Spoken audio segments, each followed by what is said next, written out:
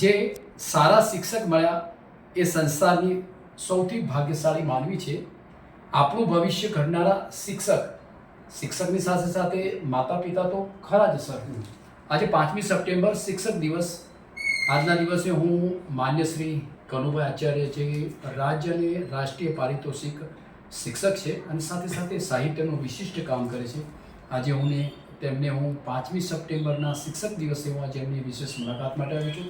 Sir, આજના તબક્કે આપે એક સાહિત્ય અને શિક્ષણ ક્ષેત્રે જે કામગીરી કરી છે એના વિશે આપ શું કહેવા માંગો છો સર?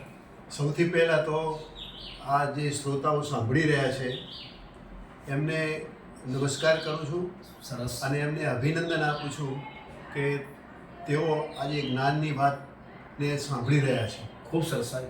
માતૃદેવો ભવ, પિતૃદેવો ભવ અને ગુરુદેવો ભવ. ખૂબ સરસ. આપણે ત્યાં આવી 3 પ્રકારની જે ભાવના છે ખૂબ સારું. એમાં ગુરુદેવો ભવ દ્વારા આપણે ગુરુનું પૂજન કરીએ છીએ.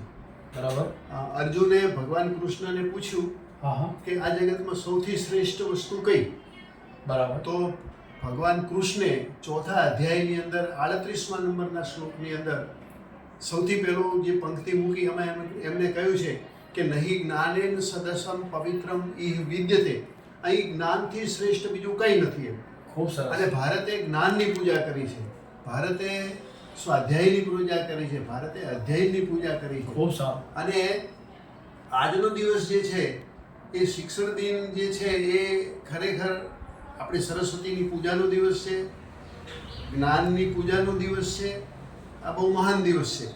આ દિવસ ડૉક્ટર રાધાકૃષ્ણન મેનનની યાદમાં ઉજવવામાં આવે છે. હવે ડૉક્ટર રાધાકૃષ્ણન તો રાષ્ટ્રપતિ હતા, બીજા રાષ્ટ્રપતિ હતા. એમને પૂછવામાં આવ્યું કે તમારા જન્મદિવસને કેવી રીતે ઉજવવામાં આવે?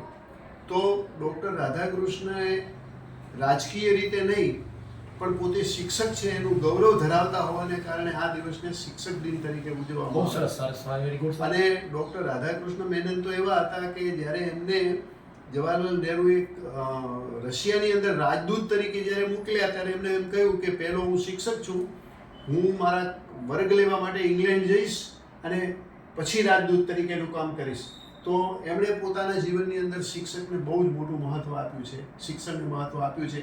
એમની યાદની અંદર જ્યારે આજે શિક્ષક દિન ઉજવાય છે ત્યારે ખરેખર આજનો દિવસ એ બહુ પવિત્ર દિવસ છે, સરસ્વતી પૂજાનો દિવસ છે. સરસ્વતી પૂજાનો દિવસ છે. બરાબર. સર, હવે આપણે જે આજે બહુ સરસ મજાની વાત કરી કે સર્વપલ્લી જે રાધાકૃષ્ણ એના વિશે બી આપની બહુ સુંદર મજાની વાતો કરી. એમના આદર્શ જે સિદ્ધાંતો હતા એ પણ ખૂબ સારા હતા અને એક સમાજને એક સંદેશારૂપ હતા. સર, આજના તબક્કે આપ સાહિત્ય ક્ષેત્રે આપ થોડું શું કહેવા માંગો છો સર? સાહિત્યની અંદર મેં કામ કર્યું છે.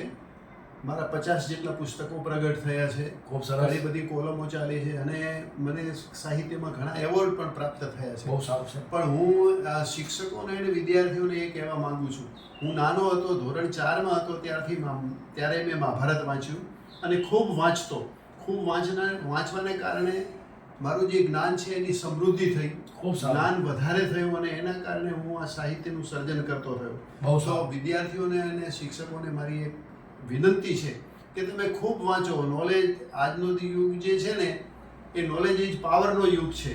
તમે જેટલું વધારે વાંચશો, જેટલા વાંચનમાં વધારે સમૃદ્ધ થશો એ તમારી સર્જન શક્તિ ખીલશે, તમારી કલ્પના શક્તિ ખીલશે. તમે જે ફિલ્ડમાં જશો એ ફિલ્ડની અંદર તમે આગળ વધી શકશો. એવું નથી કે સાહિત્યની અંદર તમે એન્જિનિયર બનો, ડૉક્ટર બનો, પણ તમારામાં સર્જન શક્તિ હોય એના માટે તમારે વાંચવું જોઈએ. ખૂબ વાંચો એ મારા વિદ્યાર્થીઓને અને શિક્ષકોને કહેવું છે.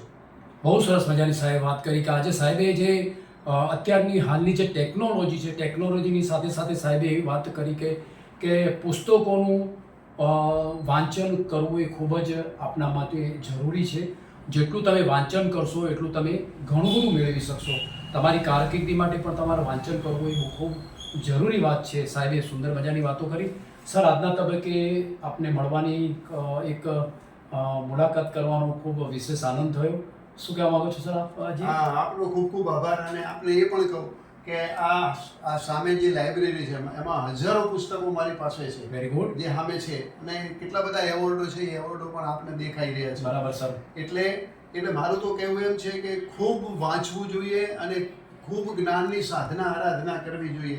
સાચો શિક્ષક એ છે કે જે સતત વાંચે છે અને સતત અપડેટ થતો રહે છે, નવા નોલેજથી એ જાણકારી પ્રાપ્ત કરે છે અને વિદ્યાર્થીઓ સુધી પહોંચાડે છે.